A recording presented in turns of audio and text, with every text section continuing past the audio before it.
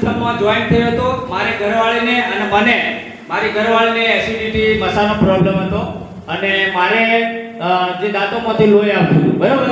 તો આજે સરની ઓફિસે ગયા અડક કરવા અને સર મને પ્રોડક્ટ જે દાંતોમાંથી લોહી આવે છે મેં કીધું એ બંધ થઈ જશે તો 100% બંધ થઈ જશે.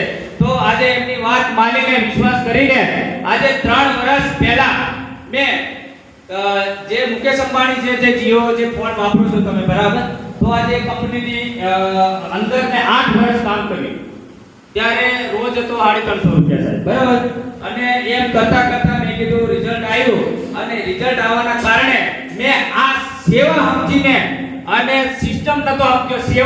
સેવા કરવાથી જો પૈસા આપતા હોય તો એના જેવું આજે કોઈ પ્લેટફોર્મ નથી, બરાબર છે. હનુમાનજીએ રામ લક્ષ્મણને કોઈને ઓળખતા નતા પણ એમને સેવામાં ઉતરતા આજે આખી દુનિયા સેવા કરતા કરતા આજે આખી દુનિયાની અંદર એમને સેવા કરે છે બધા લોકો.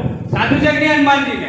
કેમ કે સેવાની અંદર એટલો બધો પાવર છે કે તમે દુનિયાની કોઈ બી તાકાત તમને રોકી નહીં શકે. એટલે સેવા સાહેબ સમજીને આજે મેં 10,55,000 અને 10,000 રૂપિયા ક્રોસ કર્યા છે.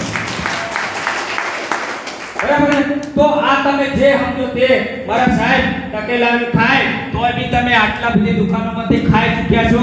પણ આ જમાના પ્રમાણે તમે જો બચત કરી શકતા હોય તો આ સિસ્ટમની અંદર તમે ગમે એટલું સામાન ખાઈ શકો છો. 1500 રૂપિયાથી ખાઓ તોય બી તમને 1000 રૂપિયા બેનિફિટ સિસ્ટમની અંદર એડ કરો તો આવે છે, બરાબર છે. તો મારું આટલું જ કહેવું છે કે આ સિસ્ટમની અંદર જો સેવા કરવાથી જો આજે લાખો રૂપિયા જો આવતા હોય તો આજે 3 વર્ષ પહેલા મેં આ જોઈનિંગ થયો હતો અને આ અલ્ટો કાર બી મારી ટોપ મોડલ સેકન્ડ 3 લાખની મેં ખાલી 2 વર્ષની અંદર ક્રોસ કરી અને આ સિસ્ટમની અંદર જોઈન થવાથી જિંદગી મારી બદલાઈ ગઈ છે અને હા હું ઝૂંપડામાંથી જ આવું છું, બરાબર છે સાહેબ.